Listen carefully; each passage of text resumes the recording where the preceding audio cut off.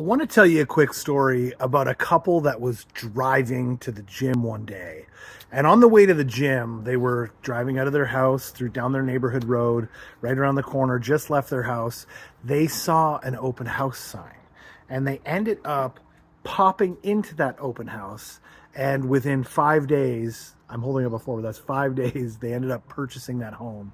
And they've moved in subsequently, and they've been there for several years, incredibly happy and incredibly excited that they actually did that on the way to the gym that day. So people ask me all the time, well, I don't want to do open houses, neighbors, and all these things. And I always say, you never know that one person that could pop through that open house that will love that house. It could be a neighbor. It could be a friend of a neighbor. It could be a neighbor that's telling someone about a friend about the house. It doesn't matter. Open houses are a valuable tool that we as realtors use to expose your home to the marketplace that's out there.